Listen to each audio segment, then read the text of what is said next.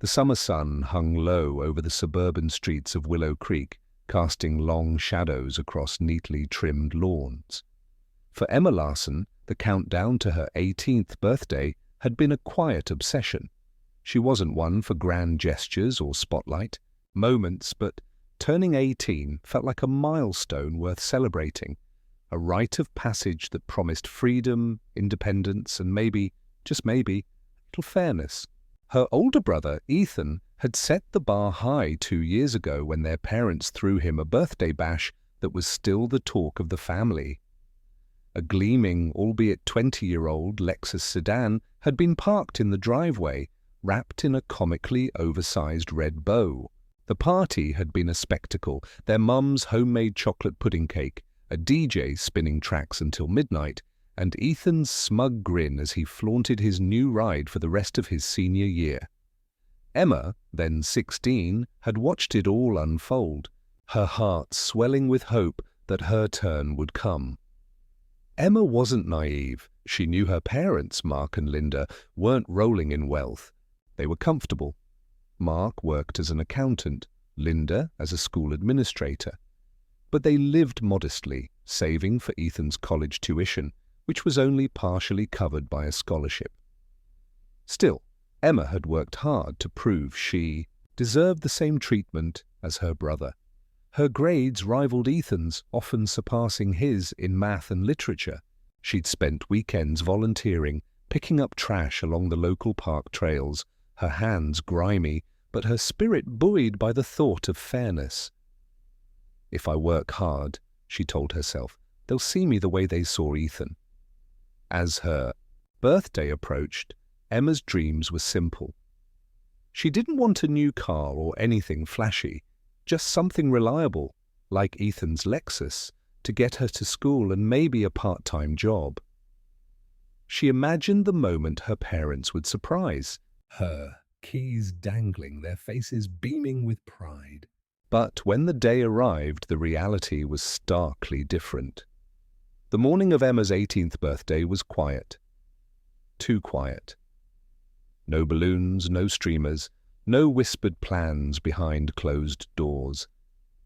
Her parents greeted her with warm but distracted smiles, handing her a card with a $50 gift card to her favorite bookstore. "Happy birthday, sweetheart," Linda said, already halfway out the door to a meeting.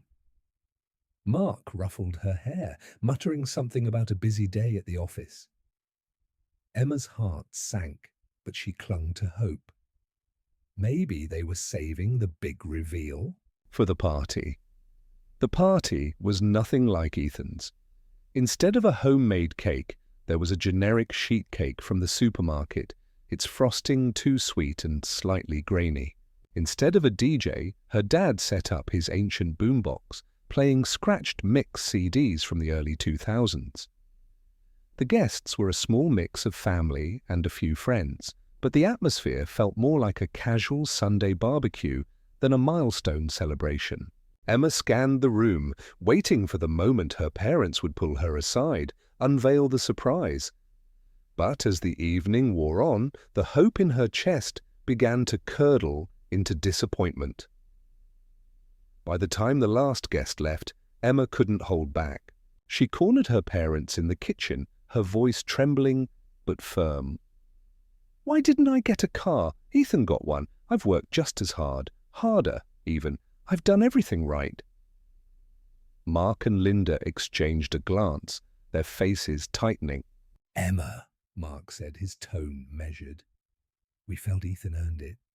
He put in the work and we thought it was the right time for him." "Earned it?" Emma's voice cracked.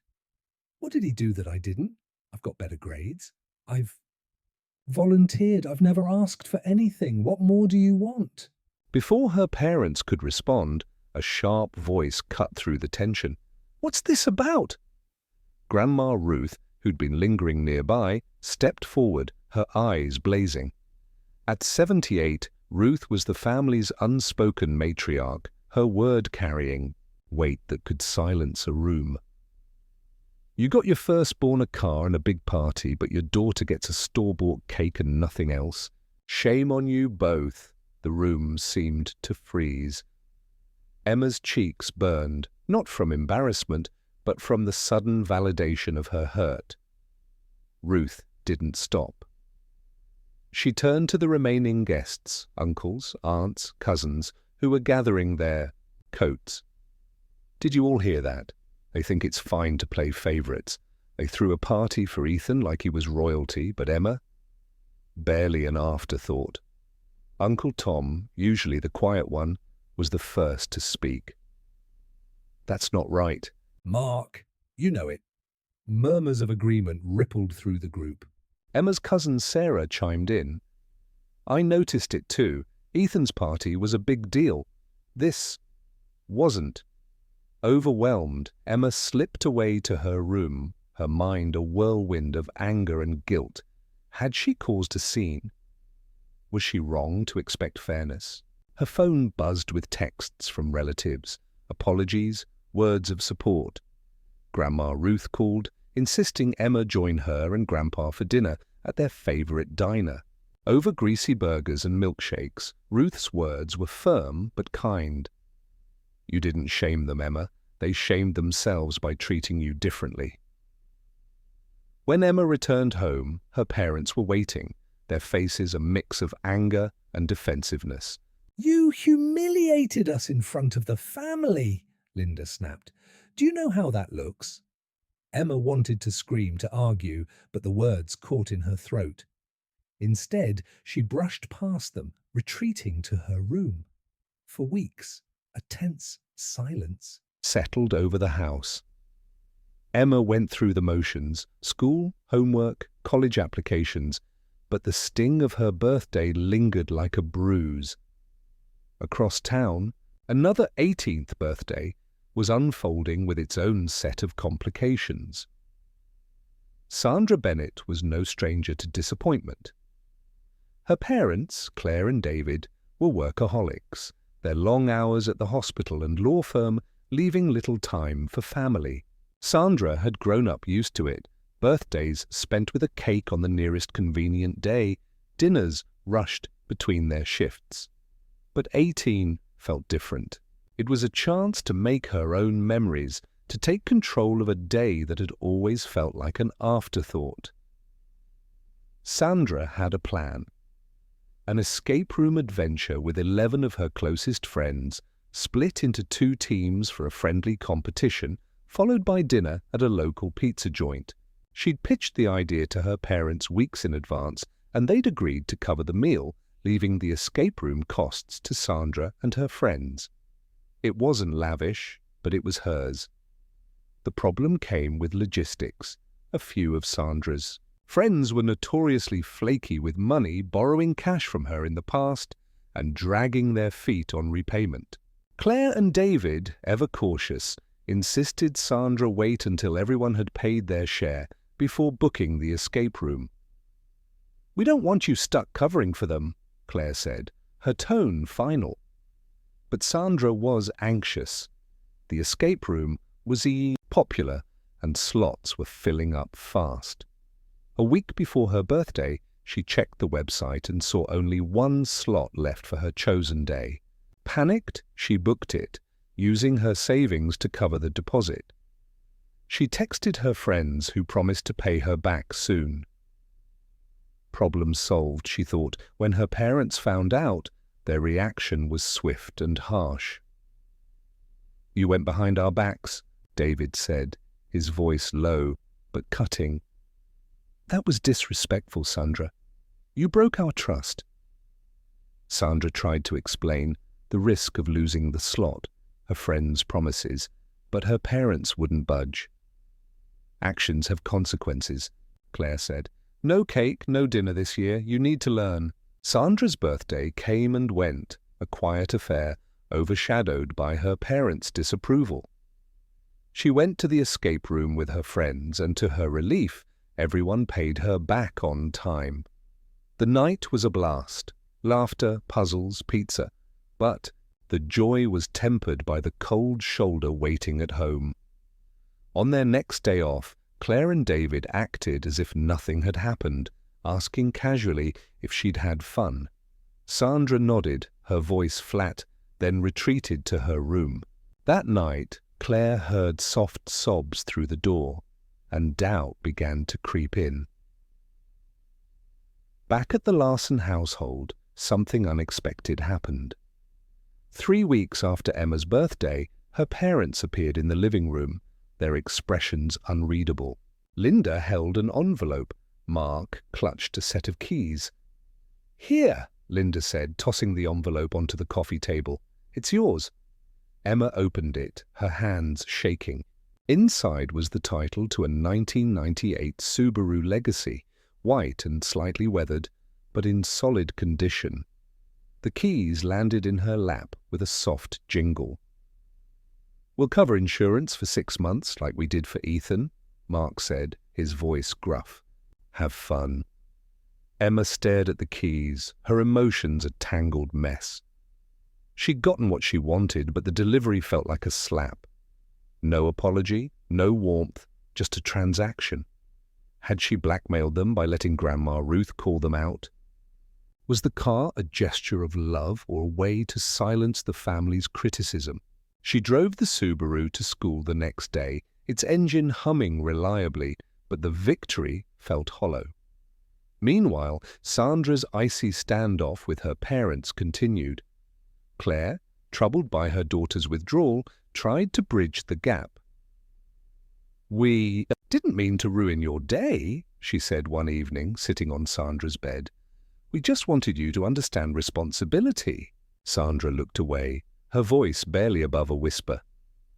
"It wasn't about the cake or the dinner. It's that you didn't even try to be there. You never do." Claire's heart sank. She and David had always justified their absence with work, believing Sandra understood. But now, seeing the hurt in her daughter's eyes, Claire wondered if they'd miscalculated. The escape room incident wasn't just about disobedience, it was about Sandra wanting to feel seen. The two stories converged in an unexpected way. Emma and Sandra, classmates but not close friends, found themselves paired for a school project. One afternoon, as they worked in the library, the conversation turned personal. Emma shared her birthday, story, the car, the family drama, the lingering guilt. Sandra, usually guarded, opened up about her own disappointment, the escape room, and her parents' cold response. "It's like they don't see us," Sandra said, her voice tight. "Like we're just there, but not important." Emma nodded, her eyes distant. "I got the car in the end, but it doesn't feel like I won. It feels like I forced them to care." Their shared vulnerability sparked a connection. Over the next few weeks, they leaned on each other, swapping stories, offering advice. Emma encouraged Sandra to talk to her parents, to express the hurt she'd buried. Sandra, in turn, helped Emma see that she wasn't wrong to demand fairness, that her hard work deserved recognition. For Emma, the turning point came during a family dinner. Grandma Ruth, ever the catalyst, brought up the birthday again. This time gently. "You've got a good heart, Emma," she said. "Don't let this make you doubt yourself. Your parents love you. They just lost their way." Emboldened, Emma spoke up.